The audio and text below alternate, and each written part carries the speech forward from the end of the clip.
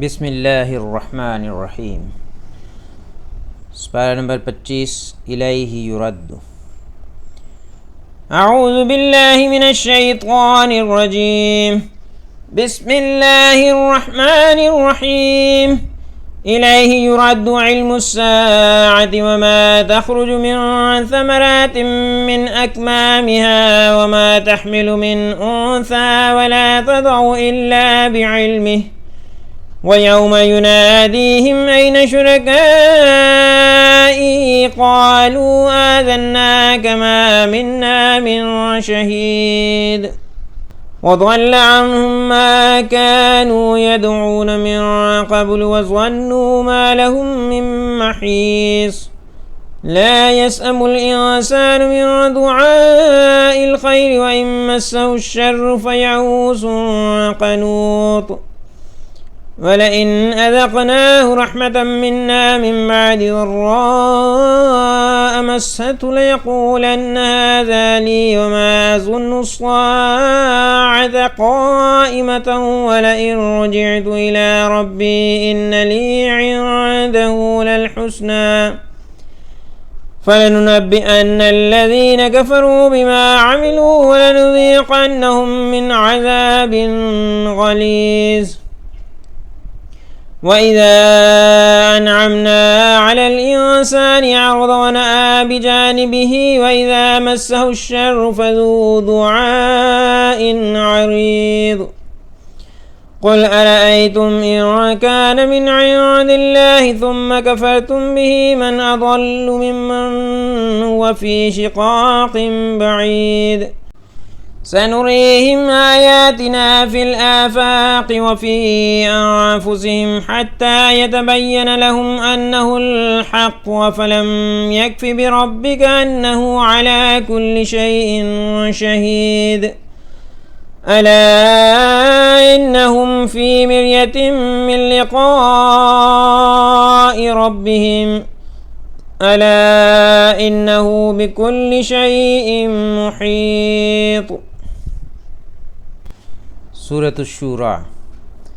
بسم الله الرحمن الرحيم.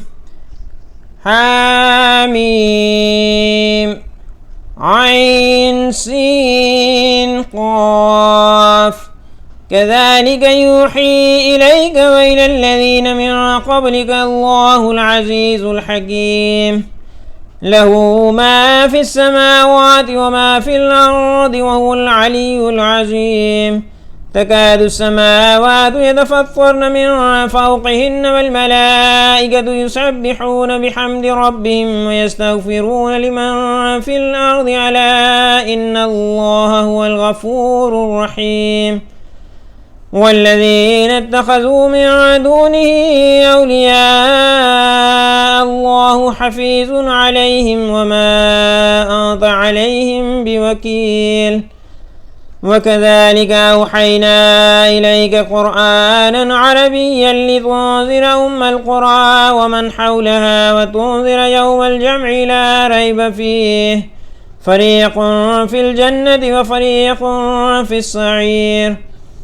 ولو شاء الله لجعلهم أمة واحدة ولكن يدخل من يشاء في رحمته والظالمون ما لهم من ولي ولا نصير أم اتخذوا من دونه أولياء فالله هو الولي وهو يحيي الموتى وهو على كل شيء قدير وما اختلفتم فيه من شيء فحكمه إلى الله ذلكم الله ربي عليه توكلت وإليه أنيب فاطر السماوات والأرض جعل لكم من أنفسكم أزواجا ومن الأنعام أزواجا يذرأكم فيه ليس كمثله شيء وهو السميع البصير له مقاليد السماوات والأرض يبسط الرزق لمن يشاء ويقدر إنه بكل شيء عليم شرع لكم من الدين ما وصى به نوحا والذي أوحينا إليك وما وصينا به إبراهيم وموسى وعيسى أن أقيموا الدين ولا تتفرقوا فيه كبر على المشركين ما تدعوهم إليه الله يجتبي إليه من يشاء ويهدي إليه من ينيب وما تفرقوا إلا من بعد ما جاءهم العلم بغيا بينهم ولولا كلمة سبقت من ربك إلى أجل مسمى لقضي بينهم وإن الذين أورثوا الكتاب من بعدهم لفي شك منه مريب فلذلك فادع واستقم كما أمرت ولا تتبع أهواءهم وقل آمنت بما أنزل الله من كتاب وأمرت لأعدل بينكم الله ربنا وربكم لنا أعمالنا ولكم أعمالكم لا حجة بيننا وبينكم الله يجمع بيننا وإليه المصير والذين يحاجون في الله من بعد ما استجيب له حجتهم داحضة عند ربهم وعليهم غضب ولهم عذاب شديد الله الذي أنزل الكتاب بالحق والميزان وما يدريك لعل الساعة قريب يستعجل بها الذين لا يؤمنون بها والذين آمنوا مشفقون منها ويعلمون أنها الحق ولا إن الذين يمارون في الساعة لفي ضلال بعيد الله لطيف بعباده يرزق من يشاء وهو القوي العزيز من كان يريد حرث الآخرة نزد له في حرثه ومن كان يريد حرث الدنيا نؤته منها وما له في الآخرة من نصيب أم لهم شركاء شرعوا لهم من الدين ما لم يأذن به الله ولولا كلمة الفصل لقضي بينهم وإن الظالمين لهم عذاب أليم ترى الظالمين مشفقين مما كسبوا وهو واقع بهم والذين آمنوا وعملوا الصالحات في روضات الجنات لهم ما يشاءون عند ربهم ذلك هو الفضل الكبير ذلك الذي يبشر الله عباده الذين آمنوا وعملوا الصالحات قل لا أسألكم عليه أجرا إلا المودة في القربى ومن يقترف حسنة نزد له فيها حسنا إن الله غفور شكور أم يقولون افترى على الله كذبا فإن يشاء الله يختم على قلبك ويمحو الله الباطل ويحق الحق بكلماته إنه عليم بذات الصدور وهو الذي يقبل التوبة عن عباده ويعفو عن السيئات ويعلم ما تفعلون ويستجيب الذين آمنوا وعملوا الصالحات ويزيدهم من فضله والكافرون لهم عذاب شديد ولو بسط الله الرزق لعباده لبغوا في الأرض ولكن ينزل بقدر ما يشاء إنه بعباده خبير بصير وهو الذي ينزل الغيث من بعد ما قنطوا وينشر رحمته وهو الولي الحميد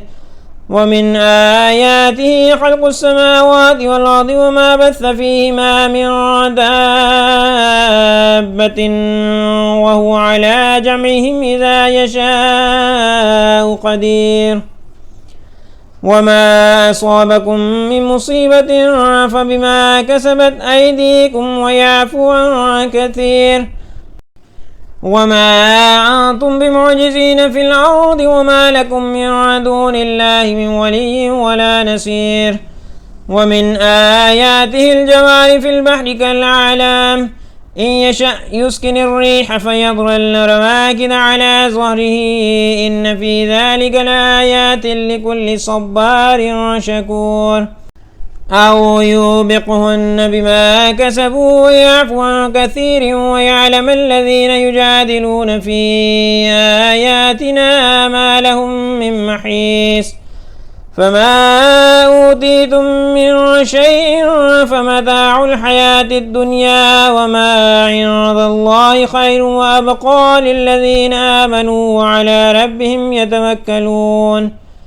والذين يجتنبون كبائر الإثم والفواحش وإذا ما غضبوا هم يغفرون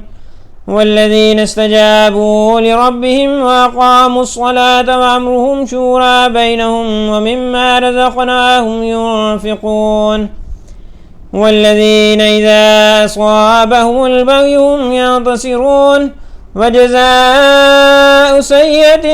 سيئة مثلها فمن عفا وأصلح فأجره على الله إنه لا يحب الظالمين ولمن انتصر بعد ظلمه فأولئك ما عليهم من سبيل إنما السبيل على الذين يظلمون الناس ويبغون في الأرض بغير الحق أولئك لهم عذاب أليم ولمن صبر وغفر إن ذلك لمن عزم الأمور ومن يضلل الله فما له من ولي من بعده وترى الظالمين لما رأوا العذاب يقولون هل إلى مرد من سبيل وتراهم يعرضون عليها خاشعين من الذل ينظرون من طرف خفي وقال الذين آمنوا إن الخاسرين الذين خسروا أنفسهم وأهليهم يوم القيامة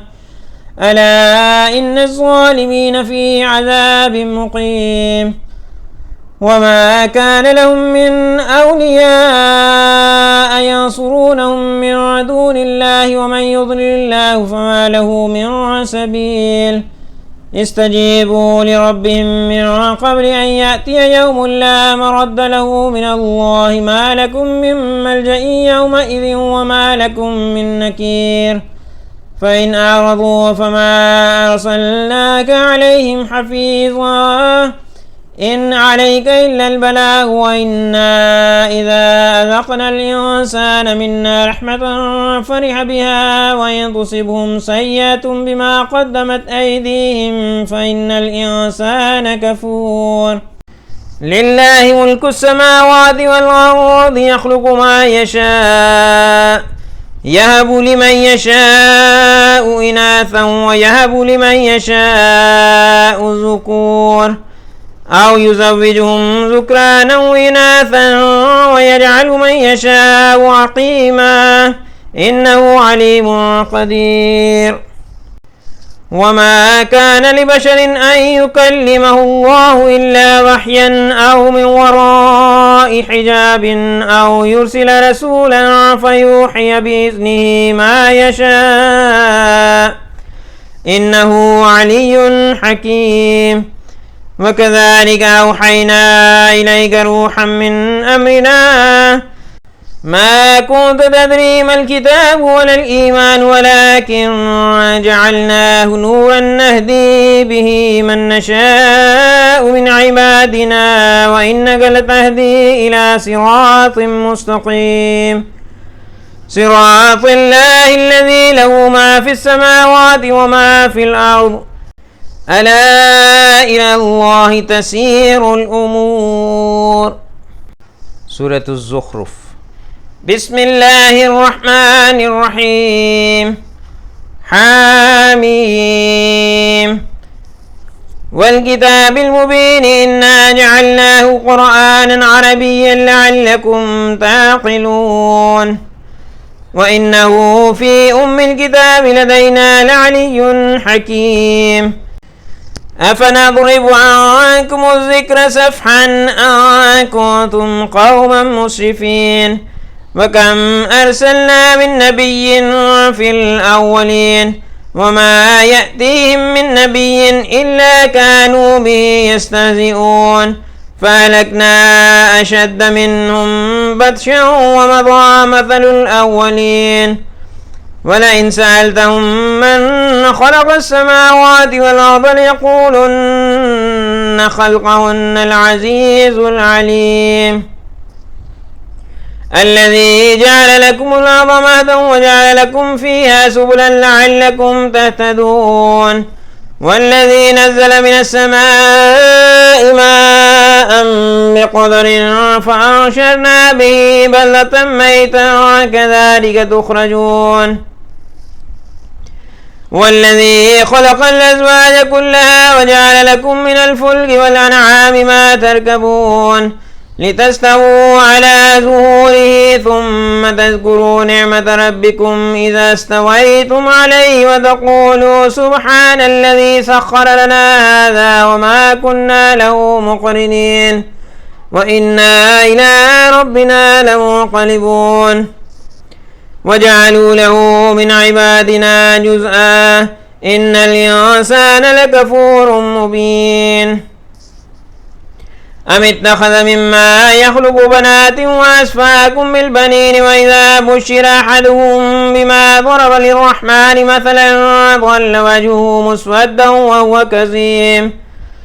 أومن ينشأ في الحلية وهو في الخصام غير مبين وجعلوا الملائكة الذين هم عباد الرحمن إناثا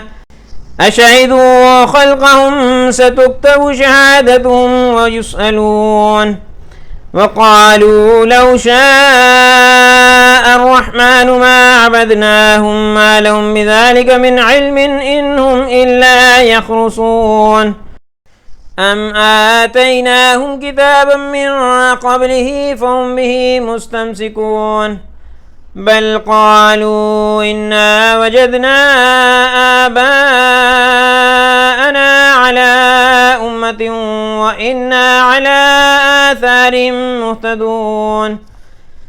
وكذلك ما أرسلنا من قبلك في قرية من نذير إلا قال مترفوها إنا وجدنا آباءنا على أمة وإنا على آثارهم مقتدون قال ولو جئتكم بأهدى مما وجدتم عليه آباءكم وقالوا إنا بما أرسلتم به كافرون فانتقمنا منهم فانظر كيف كان عاقبة المكذبين وإذ قال إبراهيم لأبيه وقومه إنني براء مما تعبدون إلا الذي فطرني فإنه سيهدين وجعلها كلمة باقية في عقبه لعلهم يرجعون بل متعت هؤلاء وآباءهم حتى جاءهم الحق ورسول مبين ولما جاءهم الحق قالوا هذا سحر وإنا به كافرون وقالوا لولا نزل هذا القرآن على رجل من القريتين عظيم أهم يقسمون رحمة ربك نحن قسمنا بينهم معيشتهم في الحياة الدنيا ورفعنا بعضهم فوق بعض درجات ليتخذ بعضهم بعضا سخريا ورحمة ربك خير مما يجمعون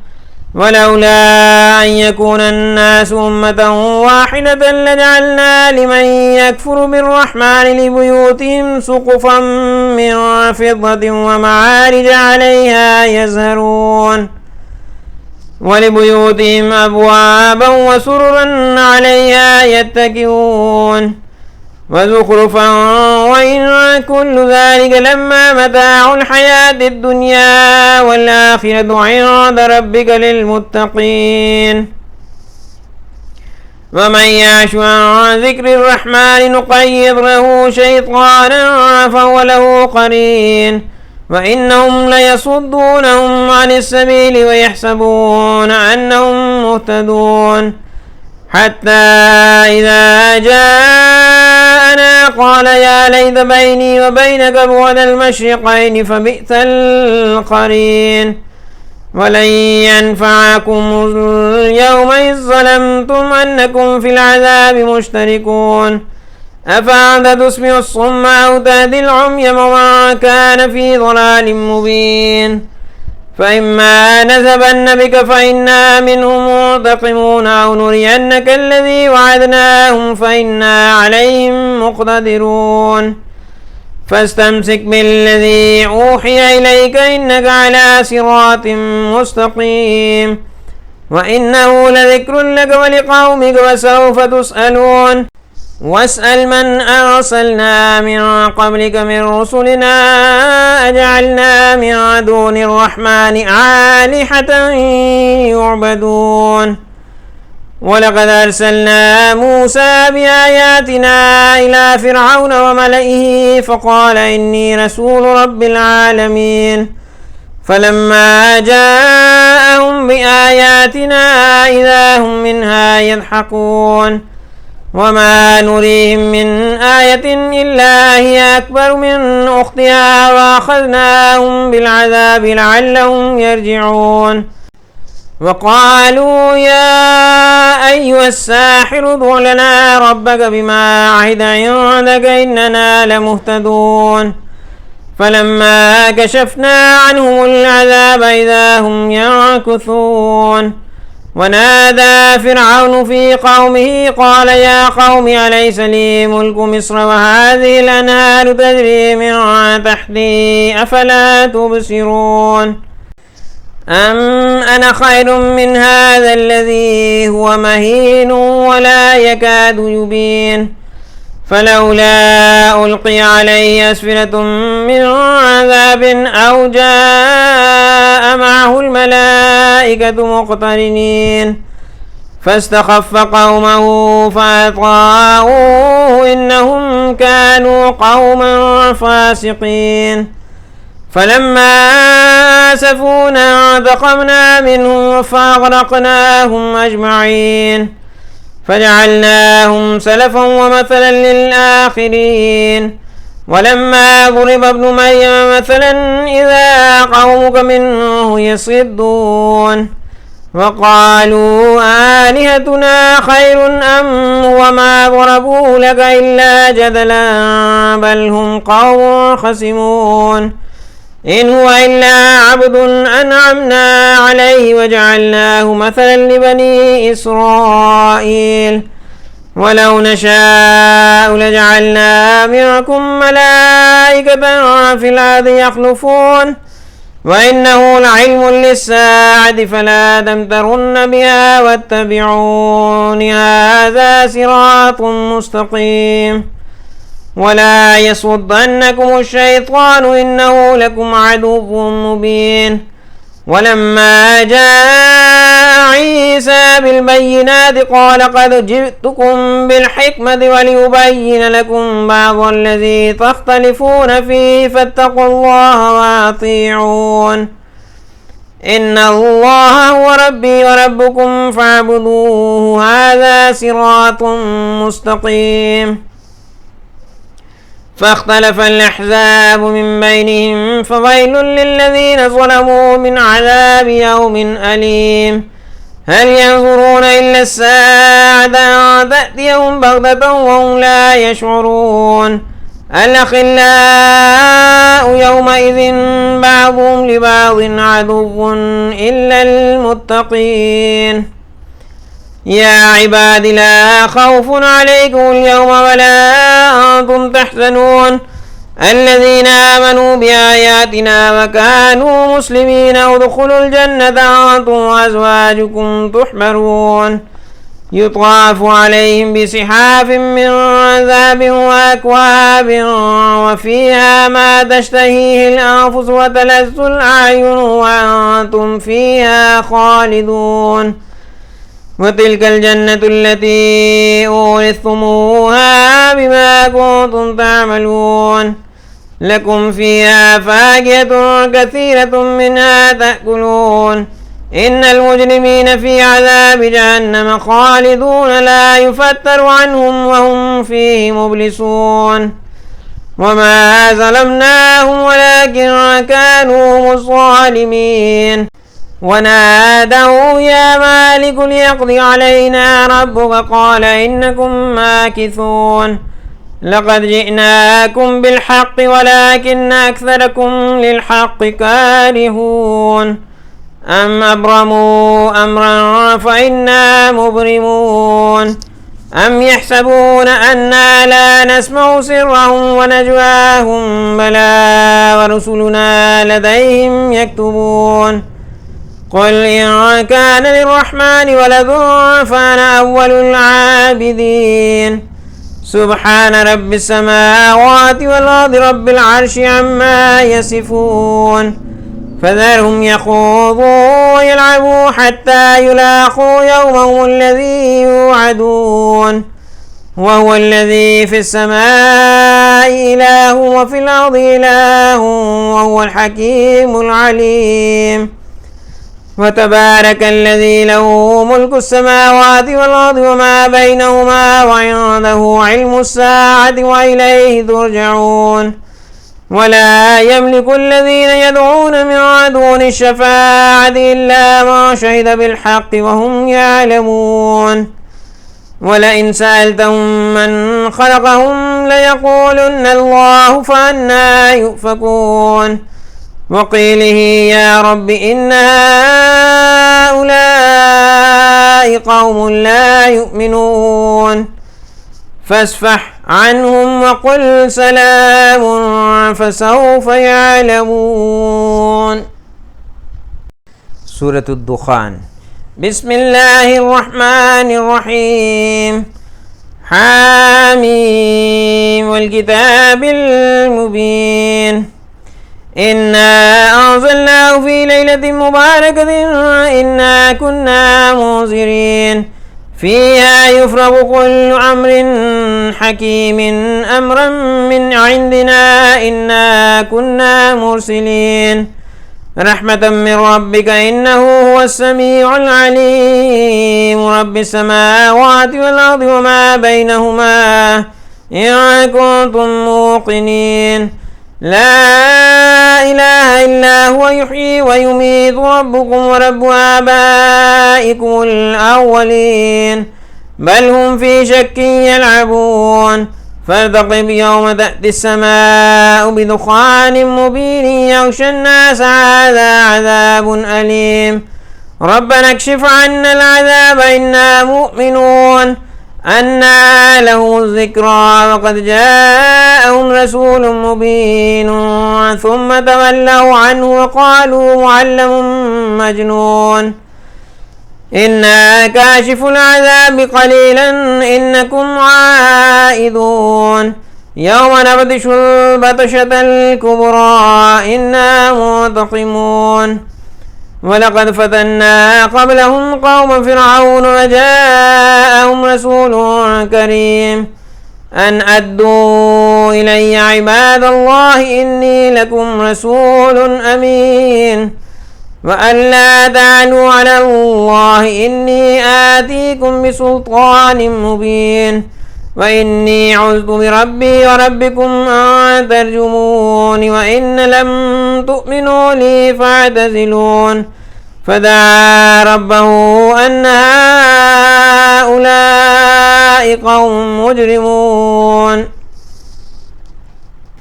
فأسر بعبادي ليلا إنكم متبعون واترك البحر رهوا إنهم جند مغرقون كم تركوا من جنات وعيون وزروع ومقام كريم ونعمة كانوا فيها فاكهين كذلك وأورثنا قوما آخرين فما بكت عليهم السماء والأرض وما كانوا منظرين ولقد نجينا بني إسرائيل من العذاب المهين من فرعون إنه كان عاليا من المسرفين ولقد اخترناهم على علم على العالمين ما آتيناهم من الآيات ما في بلاء مبين إن هؤلاء السماء ليقولون إن هي إلا موتتنا الأولى وما نحن بمنشرين فأتوا بآبائنا إن كنتم صادقين أهم خير أم قوم تبع والذين من قبلهم أهلكناهم إنهم كانوا مجرمين وما خلقنا السماوات والأرض وما بينهما لاعبين ما خلقناهما إلا بالحق ولكن أكثرهم لا يعلمون إن يوم الفصل ميقاتهم أجمعين يوم لا يغني مولا عن مولا شيئا ولا هم ينصرون إلا من رحم الله إنه هو العزيز الرحيم إن شجرة الزقوم طعام الأثيم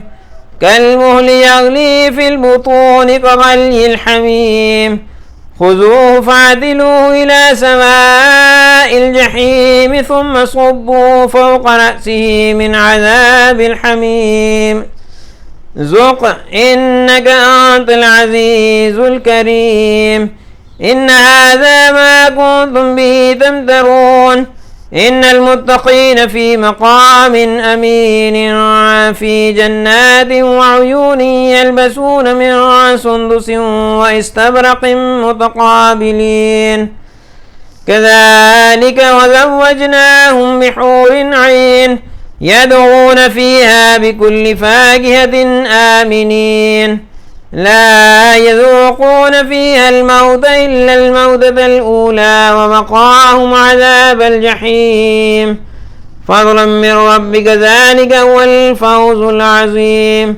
فإنما يسرناه بلسانك لعلهم يتذكرون فارتقب إنهم مرتقبون. سورة الجاثية. بسم الله الرحمن الرحيم. حاميم. تنزيل الكتاب من الله العزيز الحكيم. إن في السماوات والأرض لآيات للمؤمنين وفي خلقكم وما يبث من دابة آيات لقوم يوقنون واختلاف الليل والنهار وما أنزل الله من السماء من رزق فأحيا به الأرض بعد موتها وتسريف الرياح آيات لقوم يعقلون تلك آيات الله نتلوها عليك بالحق فبأي حديث بعد الله وآياته يؤمنون ويل لكل أفاك أثيم يسمع آيات الله تتلى عليه ثم يصر مستكبرا كأن لم يسمعها فبشر بعذاب أليم وإذا علم من آياتنا شيئا اتخذها هزوا أولئك لهم عذاب مهين من ورائهم جهنم ولا يغني عنهم ما كسبوا شيئا ولا ما اتخذوا من دون الله أولياء ولهم عذاب عظيم هذا هدى والذين كفروا بآيات ربهم لهم عذاب من رجز أليم الله الذي سخر لكم البحر لتجري الفلك فيه بأمره ولتبتغوا من فضله ولعلكم تشكرون وسخر لكم ما في السماوات وما في الأرض جميعا منه إن في ذلك لآيات لقوم يتفكرون قل للذين آمنوا يغفروا للذين لا يرجون أيام الله ليجزي قوما بما كانوا يكسبون من عمل صالحا فلنفسه ومن أساء فعليها ثم إلى ربكم ترجعون ولقد آتينا بني إسرائيل الكتاب والحكم والنبوة ورزقناهم من الطيبات وفضلناهم على العالمين وآتيناهم بينات من الأمر فما اختلفوا إلا من بعد ما جاءهم العلم بغيا بينهم إن ربك يقضي بينهم يوم القيامة فيما كانوا فيه يختلفون ثم جعلناك على شريعة من الأمر فاتبعها ولا تتبع أهواء الذين لا يعلمون إنهم لن يغنوا عنك من الله شيئا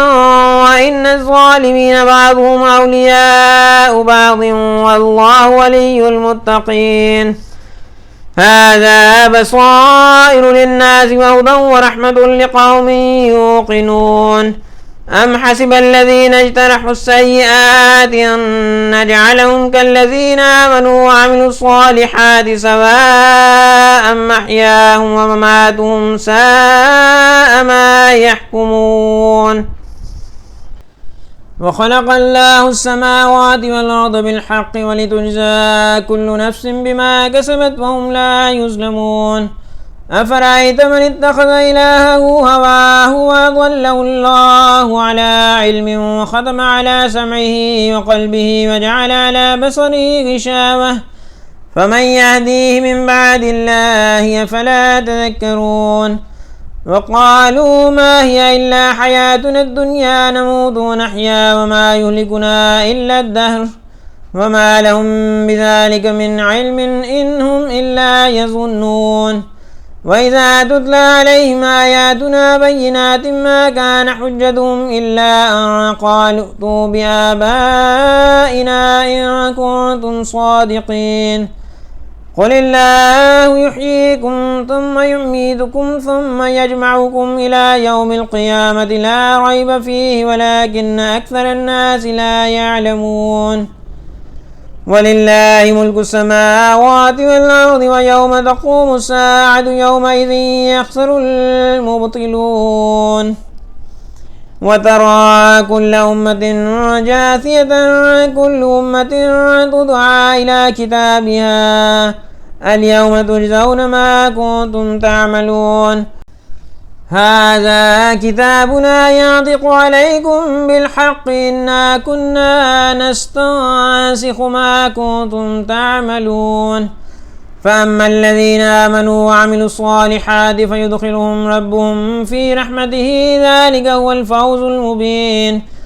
وأما الذين كفروا أفلم تكن آياتي تتلى عليكم فاستكبرتم وكنتم قوما مجرمين وإذا قيل إن وعد الله حق والساعة لا ريب فيها قلتم ما ندري ما الساعة إن نظن إلا ظنا وما نحن بمستيقنين وبدا لهم سيئات ما عملوا وحاق بهم ما كانوا به يستهزئون وقيل اليوم ننساكم كما نسيتم لقاء يومكم هذا ومأواكم النار وما لكم من ناصرين ذلكم بأنكم اتخذتم آيات الله هزوا وغرتكم الحياة الدنيا فاليوم لا يخرجون منها ولا هم يستعتبون فلله الحمد رب السماوات ورب الأرض رب العالمين وله الكبرياء في السماوات والأرض وهو العزيز الحكيم.